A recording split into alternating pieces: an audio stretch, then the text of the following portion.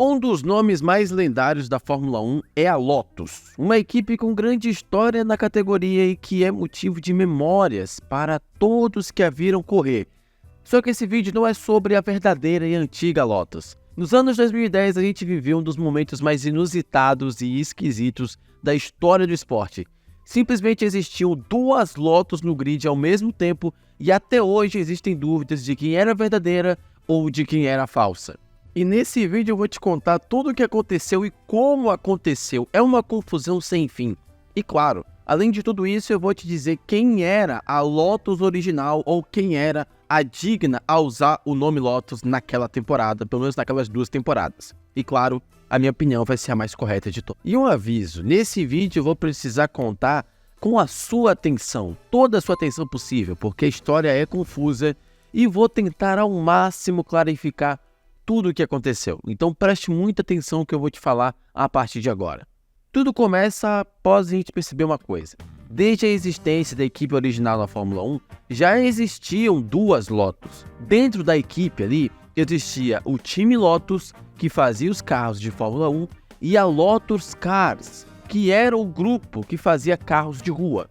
Colin Chapman, o criador das duas, fez essa divisão lá no passado, porém ele esqueceu de juntar, e ele acabou não tendo tempo hábil para isso. E a partir de agora, quando eu falar time Lotus, eu estou me referindo ao time da Fórmula 1, aquela equipe que estava nessa categoria antes de ir embora em 94. E quando eu falar grupo Lotus ou Proton, eu estou falando da Lotus que só fazia carros de rua, que não tem nada a ver com a equipe de Fórmula 1.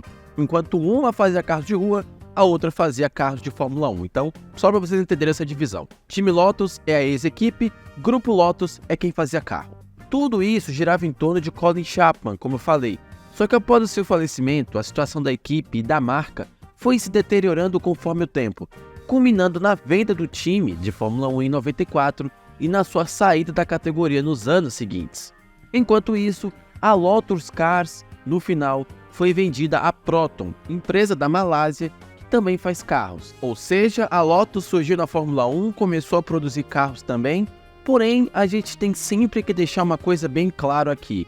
Era sempre uma separada da outra. Sempre que a equipe da Fórmula 1 fazia algo, não tinha nada a ver com a produção de carros e vice-versa. Na real até tinha, porque ambas eram unidas pelo seu criador, o Colin Chapman.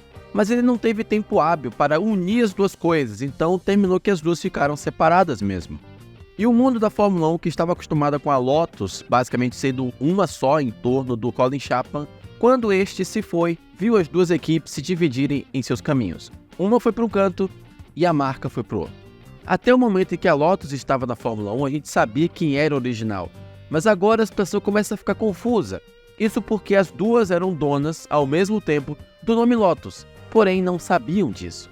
Pois bem, 16 anos após a saída da Lotus da Fórmula 1, alguns investidores resolveram entrar na categoria com uma equipe nova naquele grupão de novatas em 2010 e falaram com os donos da marca do time Lotus, o ex-time de Fórmula 1, para estampar o projeto deles na Fórmula 1 com aquele nome. Só que a Proton, dona da marca que fazia os carros, reclamou e ameaçou chamar os advogados para resolver o problema.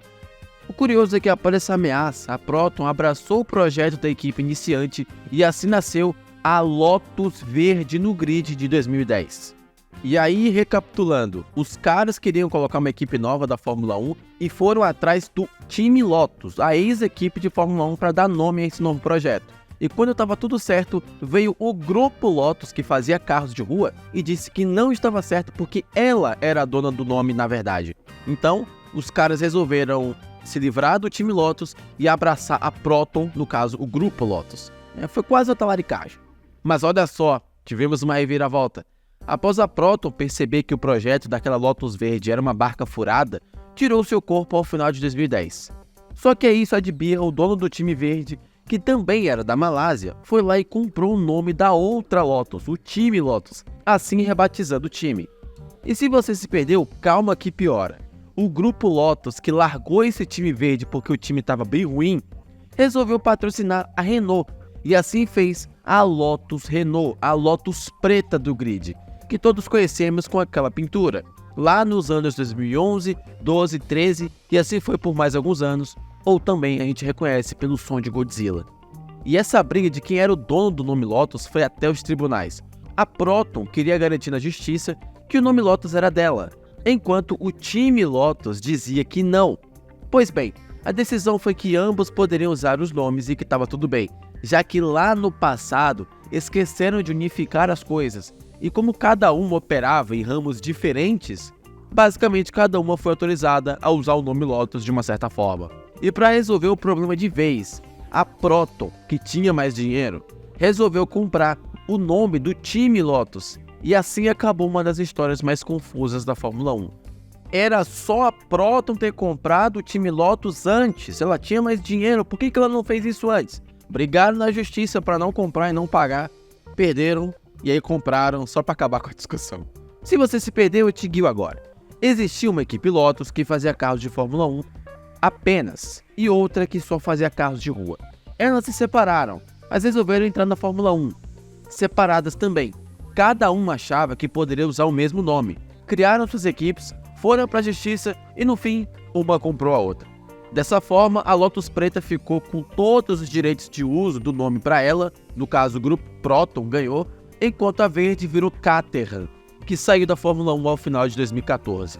A história da linhagem da Fórmula 1 é bem confusa e cheia de reviravoltas, eu posso até trazer mais histórias sobre isso. Mas essa é de longe uma das mais folclóricas e inusitadas que já vi. Inclusive, ambas usavam motor Renault, tanto o time Lotus quanto a Lotus Renault usavam o mesmo motor, então até mesmo para chamar uma de Lotus Renault e a outra não, era complicado. Incrivelmente, a Lotus Preta só voltou a vencer na Fórmula 1 depois dessa unificação, né? Mas parece um país que acabou de ser reunificado e não duas equipes, ganhou 2 corridas com Raikkonen e foi só. E o meu veredito sobre quem era a Lotus original ou não vai ser um pouco surpreendente, porque eu não concordo com nenhum de vocês. Se a gente for olhar no papel, quando as duas estavam coexistindo, a Lotus original era a Verde, que virou Caterham, já que quem estava com o nome Lotus ali era o time Lotus. Já a Preta é como se fosse um clone reverso, era o grupo Proton ali, era o grupo que fazia apenas os carros de rua, era tipo o Albedo do Ben 10. Essa história da Lotus é quase a mesma do Mil e do Mewtwo. Acho que você entendeu essa lógica. No entanto, a saber que a equipe Lotus original acabou nos anos 90 e começou do zero usando apenas o nome, nenhuma delas pode ser considerada original. Isso mesmo, eu acabo de encerrar essa dúvida dizendo que nenhuma delas eram originais e dignas. Ambas estavam usando apenas o nome de fachada para dar nome a um projeto. Um abraço aí pro Glocão que ficou no Twitter, que fica no Twitter todos os dias, falando, perguntando quem que é a Lotus original, quem que é, se é a verde ou se é a preta. Nenhuma das duas é a original. Pronto, falei. Alguém tinha que falar verdades aqui. E é isso. Essa foi a história das gêmeas Lotus da Fórmula 1 em 2011. A história acabou naquele ano e a partir de 2012 essa brincadeira tinha terminado. E é isso, esse foi o vídeo de hoje. Se você gostou desse vídeo, clica aqui no like e se inscreve no canal para ver mais vídeos de Fórmula 1 desse jeito. E comenta aqui embaixo a sua opinião sobre quem é a verdadeira Lotus. A verde? A preta? Nenhuma? Comenta aqui embaixo a sua visão dessa história. E eu te vejo no próximo vídeo aqui no F1.